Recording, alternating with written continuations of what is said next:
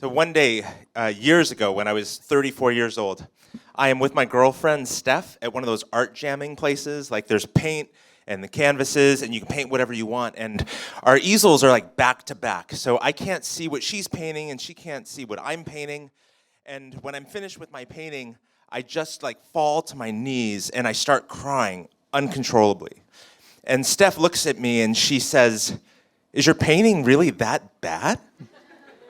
And then she comes around and she looks at my canvas and she sees the two words that I've painted on it, "Marry me."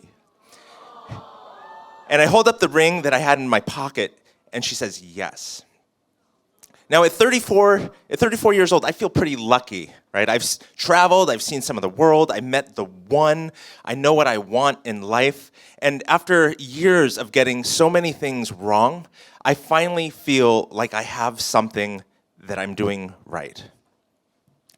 And Steph and I decide to get a place and we live together, and we find this big apartment with a spare bedroom, and we think this will be great for friends, family to come and stay with us. And we're living together for 1 month when Steph comes to me and she says, "You know, my mom is coming to town. Is it okay if she stays with us?" And I'm like, "Of course, that's why we have the extra room." So her mom moves into the spare room, and, you know, it's fine. We get along. I think she likes me. It's fine. But after a while, Steph and her mom start spending a lot of time, just the two of them, and they speak a language that I don't understand, and I'm starting to feel left out. But I tell myself, it's fine. I mean, it's not like her mom is going to live with us forever. But a month later, her mom is still living with us when Steph comes to me and she says, "Hey, you know, my brother is coming to town. Is it okay if he stays with us too?" And I'm like, sure. So her brother comes and he sleeps on one of the sofas. And I come home from work one day and I see that her brother has rearranged all the living room furniture. He has created his own little bedroom at one side of the living room with all of his stuff and his sofa. And I go into the kitchen and I see a new coffee maker with all of the new plates and cups and knives that her mom had already bought, and I'm starting to feel like a stranger in my own house.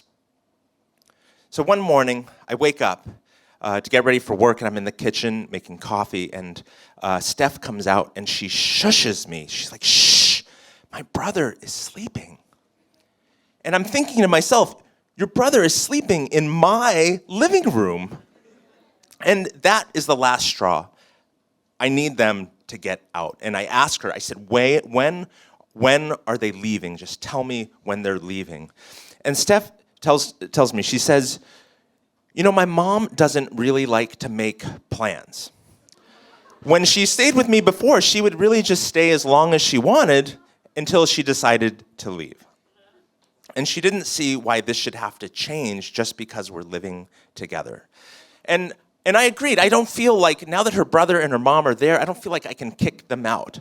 But Steph and I, we agreed on some ground rules for the next time somebody stays with us. First, I have to know when they're coming. And two, I have to know how long they're going to stay. But this time, her mom and her brother stay for another month before they decide it's time to go. And this whole experience, it doesn't give me second thoughts about getting married. I know I still believe Steph is the one, but it got me thinking that I didn't really know what I was getting myself into. And I think I was fooling myself about what this next part of my life would be like, because I don't really know. Steph and I have now been married for 10 years.